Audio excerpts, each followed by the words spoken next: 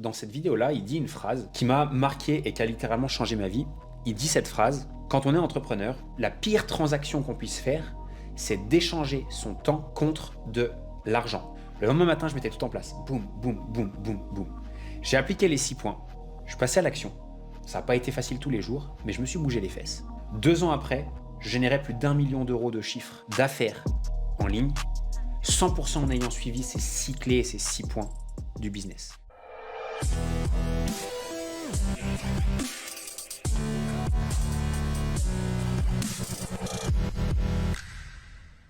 Je vous fais un petit live aujourd'hui sur un sujet qui me tient particulièrement à cœur, que j'avais absolument pas prévu de tourner et que j'ai décidé de faire dans la journée suite à une discussion que j'ai eue ce matin. Je discutais avec une personne que j'accompagne dans le développement de son business. Ce matin, je lui donne ce conseil et je lui dis: est-ce que tu penses que toutes les personnes qui te suivent ou qui interagissent avec toi savent exactement qui tu es, savent exactement ce que tu fais? Est-ce que les personnes connaissent ton histoire, d'où tu viens, qu'est-ce que tu as traversé, pourquoi tu es la meilleure personne pour les aider? Et ce que j'ai expliqué à cette personne-là, c'est que bien souvent on pense que tout le monde nous connaît, bien souvent on pense que les gens savent exactement qui on est, ce qu'on fait, pourquoi on fait ça, qui on aide, alors qu'en réalité ce n'est absolument pas le cas. Et en donnant ce conseil-là, j'ai eu une sorte de petite prise de conscience et une petite électrochoc en me disant: mais est-ce que toutes les personnes qui sont dans ma communauté, les secrets du coaching en ligne, est-ce que tous les coachs qui sont ici savent exactement qui je suis, savent exactement mon parcours et savent exactement qu'est-ce que je fais aujourd'hui, mais surtout pourquoi je le fais? Et ça a été un électrochoc et je me suis dit: je pense que une grande majorité des personnes ici, au final, ne me connaissent pas. Vraiment. Ne connaissent pas mon parcours, ne connaissent pas ce que je fais non plus aujourd'hui, pourquoi je le fais, qui j'aide, comment je les aide. Et c'est ce que je voulais absolument vous partager aujourd'hui dans cette vidéo-là. C'est une vidéo qui est un petit peu différente de d'habitude. J'ai pas l'habitude de partager des sujets personnels, souvent parce que j'estime que c'est plus à propos de vous qu'à propos de moi. C'est-à-dire que je préfère trouver des sujets qui vous aident, vous les coachs, plutôt que de parler de moi. Mais je pense qu'aujourd'hui, en partageant mon histoire, notamment de comment j'en suis arrivé ici, dans l'industrie du fitness, de la remise en forme, puis du coaching, des cours collectifs, le management, la formation, et aujourd'hui, comment j'en suis arrivé à fonder une entreprise qui a accompagné des centaines de coachs sportifs, généré plusieurs millions d'euros en ligne. Et je pense que cette histoire pourrait surtout peut-être en inspirer certains, je l'espère. Également, d'autres pourront se reconnaître à l'intérieur. D'autres pourront reprendre confiance et se dire que tout est possible, peu importe les circonstances, peu importe nos conditions, peu importe d'où on vient. Et surtout, j'espère aussi que certaines personnes comprendront également la mission que je mène aujourd'hui avec mon équipe, pourquoi je le fais et pourquoi je vais continuer à le faire surtout. Voilà. Donc, pour vous faire ça très rapidement, donc moi j'appelle Lohan, ça fait maintenant 12 ans que je suis dans l'industrie du fitness et de la remise en forme. Et aujourd'hui, actuellement, je suis donc plus coach sportif. J'ai décidé l'année dernière d'arrêter complètement. Je continue à avoir quelques coachings en présentiel, une fois, 2 fois par mois avec des clients de très longue date qui sont aujourd'hui des amis, plus des amis que des clients. Mais aujourd'hui, 100% de mon activité a été basculée en ligne. J'ai quelques coachings en ligne et également aujourd'hui, je consacre 80-90% de mon activité à mon activité de formation qui accompagne et qui aide les coachs sportifs.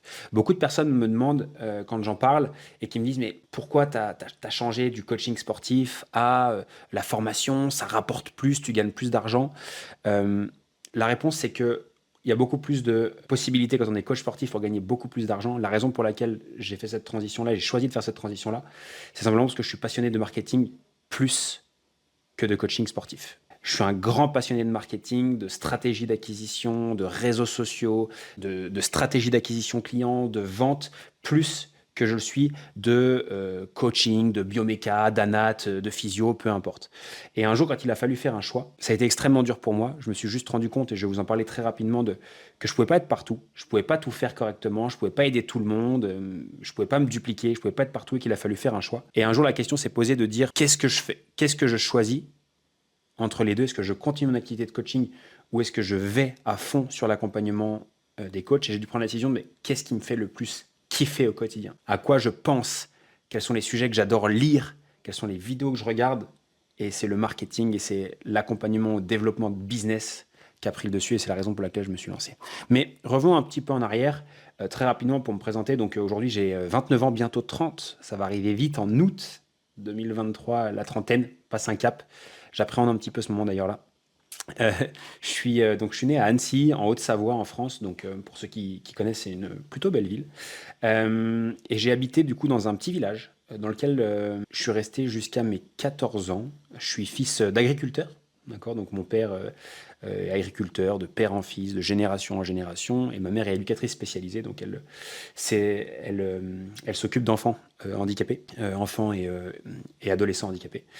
J'ai deux sœurs également, et donc j'ai grandi à la campagne jusqu'à mes 15 ans, où ensuite je suis parti pour essayer de devenir footballeur professionnel. J'ai toujours été passionné de foot, j'ai toujours joué au foot tous les jours, que ce soit dans la cour de récré, que ce soit avec mes potes, que ce soit tout seul aussi, sur la petite agore espace du village. Et à mes 15 ans, je suis parti du coup dans une école, ce qu'on appelle une école de foot. Puis à mes 16 ans, je suis parti dans un centre de formation avec pour objectif de devenir footballeur professionnel. Je suis parti à Guingamp, pour ceux qui connaissent, donc en Bretagne. Ça fait une petite trotte entre Annecy et Guingamp. Donc je suis parti là-bas avec pour rêve de devenir footballeur professionnel, de vivre du foot. C'était toujours mon rêve depuis mon plus jeune âge. Et à mes 17 ans, donc un an après, un an et demi après, ce qui s'est passé, c'est que je me suis rendu compte de la difficulté du sport de haut niveau, que ce soit physique ou mental. Et ce qui se passe, c'est que j'ai abandonné à l'âge de 17 ans. J'ai repris mon sac, j'ai dit à mon coach à l'époque, je rentre chez moi, j'en ai marre, ça se passait pas super bien, il y a des matchs où je jouais pas, et j'étais aussi plutôt faible mentalement, il faut aussi se dire les choses, et j'ai décidé d'arrêter et de rentrer chez moi. Sauf ce qui s'était passé à l'époque, c'est que à Guingamp, la première école,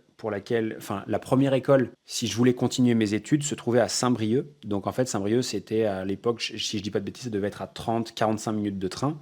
Mais j'avais 2 entraînements par jour au foot. Donc en fait, c'était extrêmement difficile d'aller à l'école, puis de m'entraîner, et de retourner à l'école, puis de rentrer le soir au centre de formation.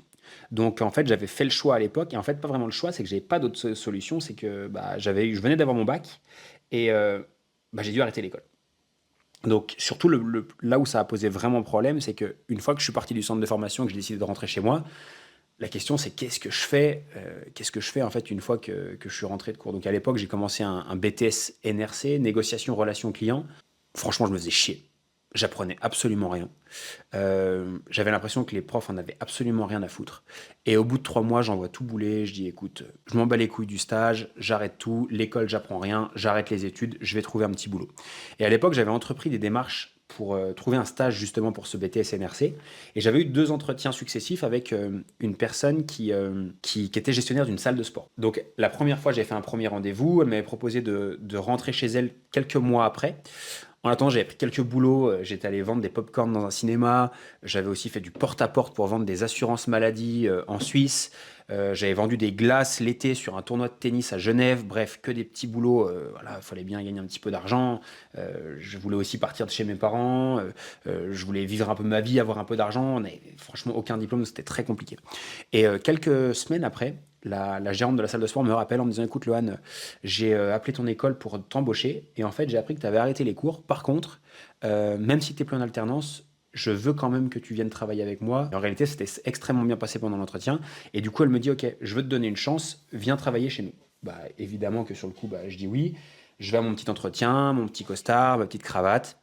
Et là, du coup, à l'époque, donc cette femme s'appelle Chantal.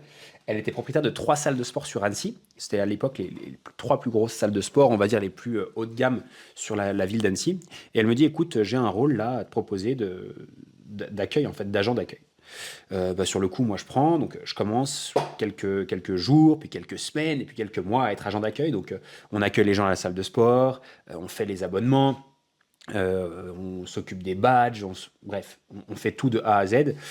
Quelques mois plus tard, ça se passe super bien, et donc elle me propose de passer commercial. Donc commercial, c'était tout simplement de gérer vraiment les ventes, donc avoir le portefeuille de prospects et le portefeuille de clients, et du coup de faire les ventes, s'occuper des renouvellements des membres, vendre toutes les prestations, les coachings, à l'époque il y avait des trainings de groupe, on vendait des bootcamps, on vendait aussi le RPM, de l'aquabiking, etc. Et j'étais responsable de vendre tous ces packages, et ça se passait super bien. Elle m'a aussi beaucoup formé. Donc, j'ai eu beaucoup de formations commerciales avec un gars notamment qui s'appelle Jean-Philippe Pérez, où on apprenait systématiquement des scripts de vente, des stratégies, etc. Et franchement, je m'éclatais dans ce que je faisais. Et j'ai eu énormément de chance de tomber sur Chantal à un moment donné. Et un jour, donc, j'ai reçu un appel donc, d'un numéro suisse.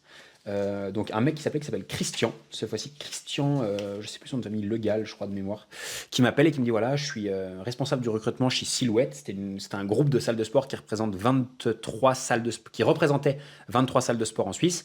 Et il me dit voilà, on a eu ton contact par l'intermédiaire de je ne sais plus qui, et on te contacte parce qu'on recherche quelqu'un qui pourrait potentiellement devenir un futur manager de club et un futur commercial.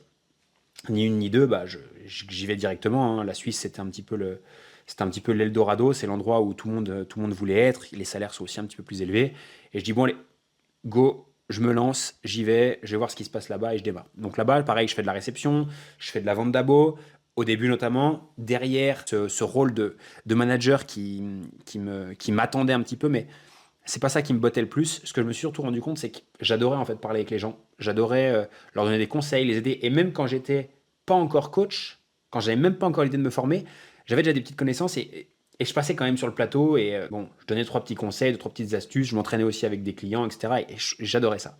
Et du coup, je me dis, bah écoute, je suis dans les salles de sport, je connais déjà tout le monde, ça se passe plutôt bien, les gens me demandent des conseils, pourquoi pas devenir coach? Et à ce moment-là, donc je passe mes diplômes donc en Suisse dans un établissement qui s'appelle FitzPro, qui était, je pense, qui est toujours aujourd'hui à Mi-Versoix. Donc c'est le long du lac, hein, le lac Léman. Et là-bas, je passe mes diplômes d'instructeur de cours collectif, d'instructeur plateau et de personal trainer. Et je deviens, dans la foulée, donc personal trainer. Je deviens également instructeur de cours co. Alors je donnais pas mal de cours, notamment freestyle. Honnêtement, c'était pas folichon. Mais par contre, je m'éclatais sur trois types de cours spécifiques. Le RPM, pour ceux à qui ça parle, donc le vélo, pour la faire simple, pour ceux qui ne connaissent pas. Le sprint, qui est la version beaucoup plus hard du RPM, beaucoup plus courte mais beaucoup plus hard, et le grit, qui était donc tous les trois en fait des programmes Les Mills. Et en plus de ça, je faisais même personnel training. Et en plus, dans la foulée, je reçois une promotion et on me propose de devenir le manager de la plus grosse salle haut de gamme du groupe Silhouette qui s'appelle Pure et qui était la salle la plus haut de gamme de Genève à l'époque, et je pense qu'elle est dans le top 2, top 3 des salles les plus haut de gamme à Genève encore aujourd'hui, et ça à l'âge de 23 ans. Donc c'était plutôt cool. Et j'étais quand même plutôt fier de moi.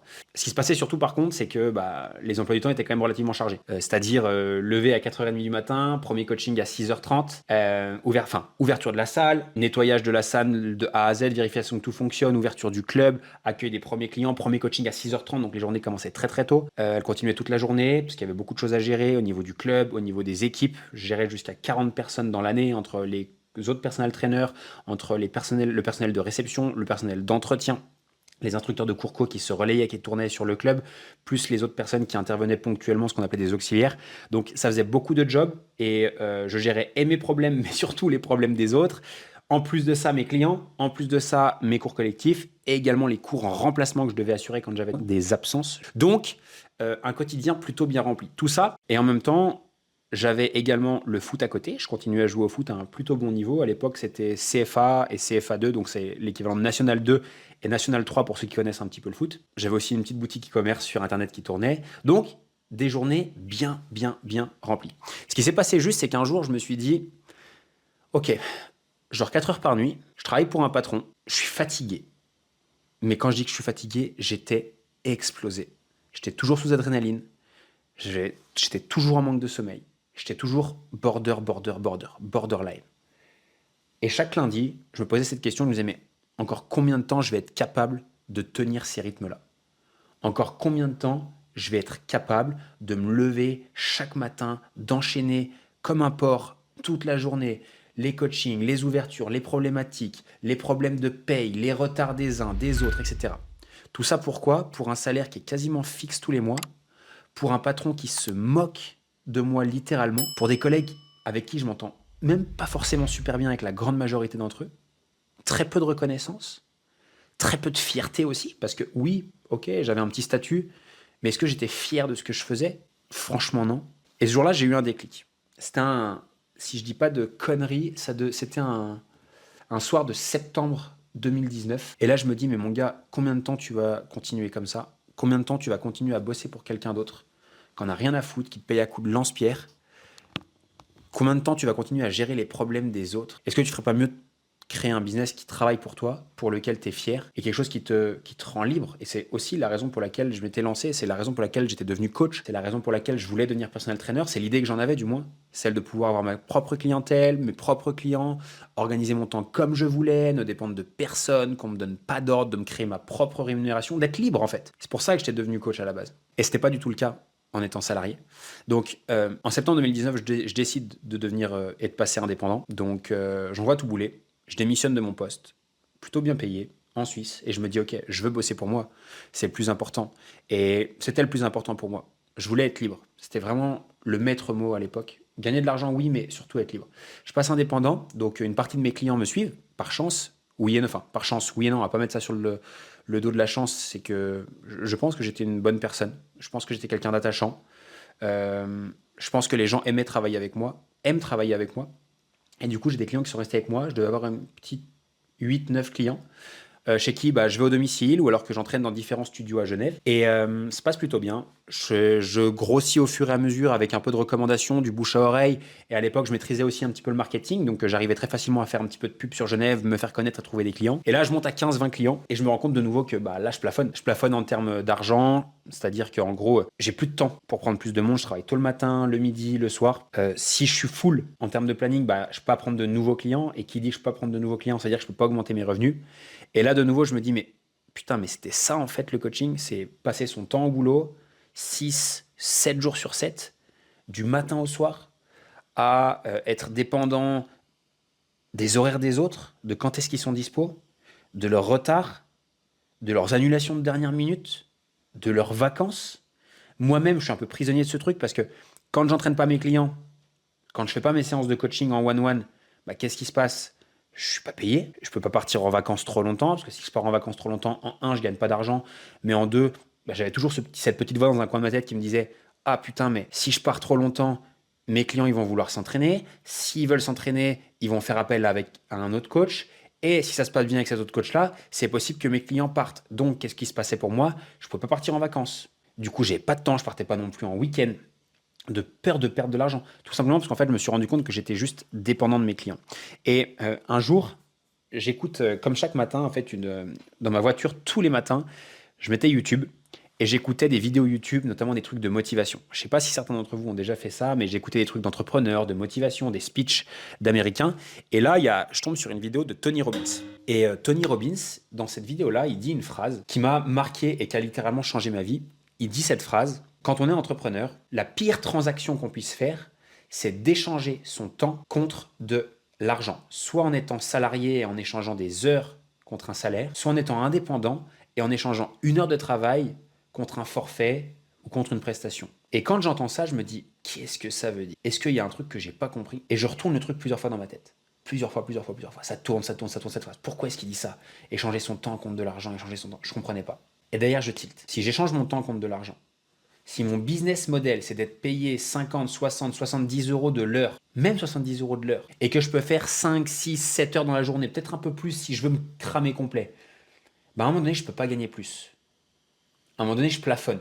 Et surtout, je suis dépendant des heures que je travaille. Et si je suis dépendant des heures que je travaille, je ne suis pas libre. Et ce jour-là, ce matin-là, dans ma voiture, il faisait super froid. Je me rappelle très bien, j'avais le chauffage à fond, j'avais les gants sur le volant, j'avais à l'époque une petite Mini Cooper où j'avais le chauffage qui marchait même plus tellement que c'était chaud financièrement.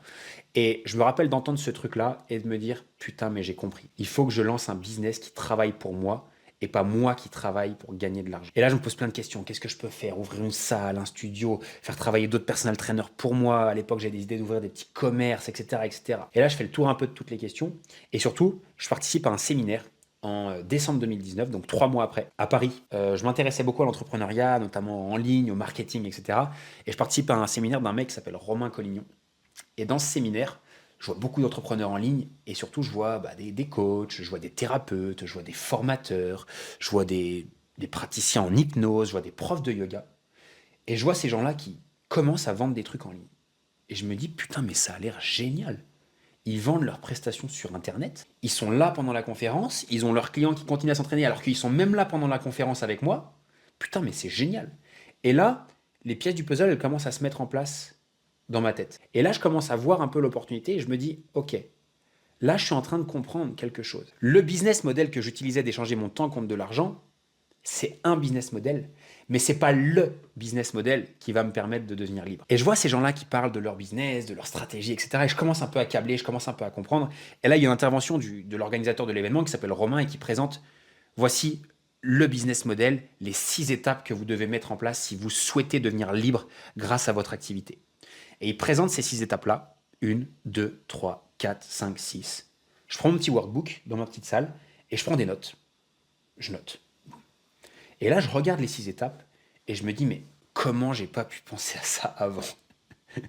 Comment? Une fois que j'ai compris les 6 étapes, je me suis dit, mais c'est aussi simple que ça que de développer une activité de coaching. Ce jour-là, je suis reparti chez moi, j'ai repris le train, et pendant le train, je prenais des notes comme un malade. J'écrivais. Tout ce que j'allais mettre en place en rentrant. Le lendemain matin, je mettais tout en place. Boum, boum, boum, boum, boum. J'ai appliqué les 6 points, je suis passé à l'action.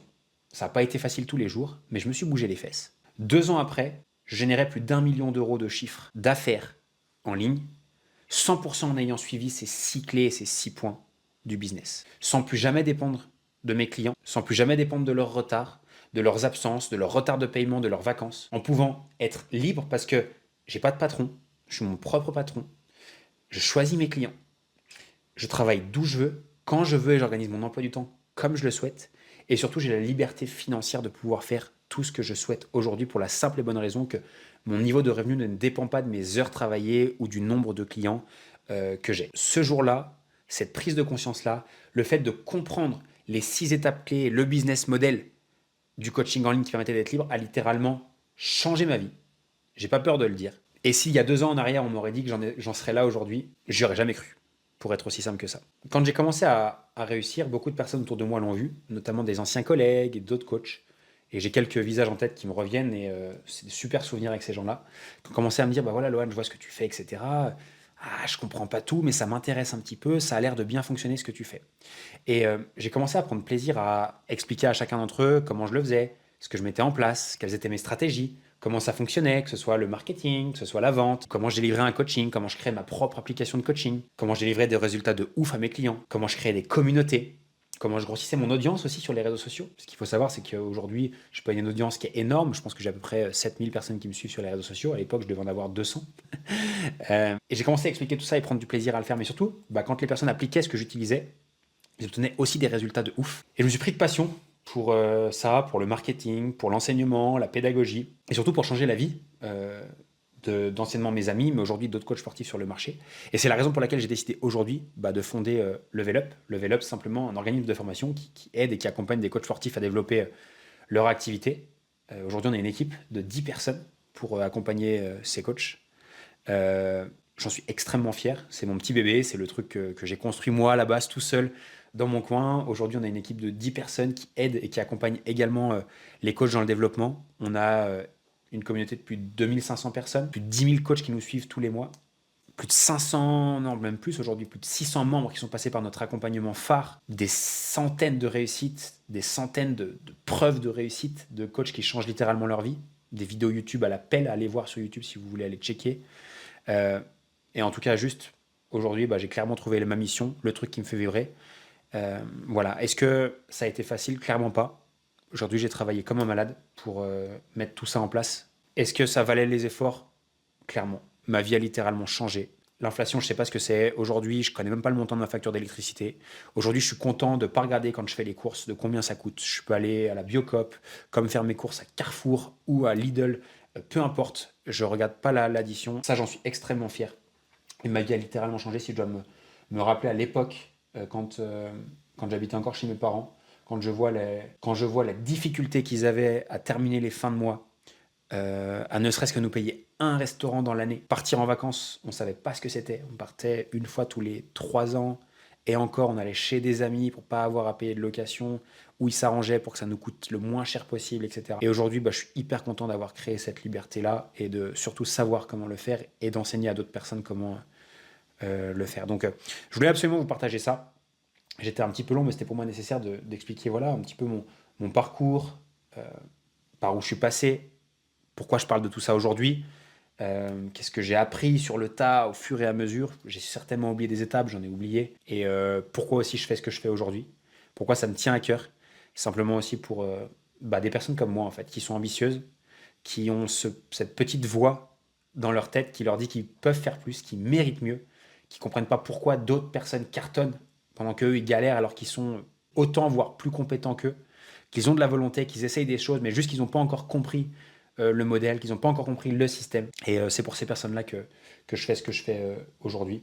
Donc, si aujourd'hui, il y en a qui se reconnaissent dans cette histoire-là, s'il y a des personnes qui veulent développer leur activité, mais qui aujourd'hui se sentent un petit peu perdus, parce qu'ils ne savent pas comment faire, par quoi commencer, quelle stratégie mettre en place, qui se retrouvent là en train de poster tous les jours sur des réseaux sociaux, qui pensent qu'il faut créer des partenariats, faire des lives au hasard, qui pensent qu'il faut créer des flyers, des cartes de visite pour se faire connaître, et qui au final n'ont pas les résultats qu'ils méritent. Ces personnes-là pensent aussi peut-être qu'il faut créer des sites internet hyper coûteux, des tunnels de vente hyper complexes, des séquences mail, montrer sa vie sur les réseaux sociaux comme un influenceur. Malheureusement, c'est pas du tout le cas, c'est beaucoup plus simple que ça, et c'est beaucoup plus simple qu'on l'imagine. Et si jamais c'est quelque chose qui vous intéresse, je serais ravi de pouvoir vous expliquer comment le faire. Ce que je fais aujourd'hui, c'est pas pour les personnes qui attendent un coup de baguette magique, que leur vie change en 3 jours et qu'ils deviennent millionnaires. C'est pas du tout ça.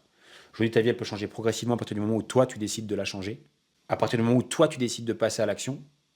À partir du moment où tu décides d'arrêter de trouver des excuses, que c'est pas le bon moment, que ce sera mieux l'année prochaine, que ce sera mieux quand ce sera l'époque de la rentrée, ou quand les enfants seront à l'école, ou quand tu auras plus de temps pour toi. Pour les personnes qui ont compris que c'était maintenant le meilleur moment pour se lancer. Et qu'il n'y a pas de meilleur moment pour se lancer. Le meilleur moment, c'était il y a 5 ans en arrière, quand je me suis lancé. Le second meilleur moment, c'est maintenant pour le faire. Donc si tu es intéressé, envoie-moi simplement un petit message privé, d'accord, sur le compte Messenger que tu vois ici. Et puis je t'enverrai toutes les informations sur Level Up, ce qu'on fait, comment on aide les coachs et comment on peut éventuellement t'aider toi aussi à développer ton activité. En tout cas, ce sera avec très grand plaisir. J'ai hâte de t'avoir par message, hâte de voir comment on peut éventuellement travailler ensemble. Et j'espère sincèrement que tu te reconnaîtras là-dedans et que tu puisses t'en inspirer, que tu puisses comprendre que c'est possible pour n'importe qui, dans n'importe quelle circonstance, peu importe d'où on vient, ce qu'on fait, nos objectifs, nos projets. Et voilà, hâte de te voir peut-être un jour chez Level Up, travailler avec nous. Et puis je te dis à très très vite. Ciao ciao.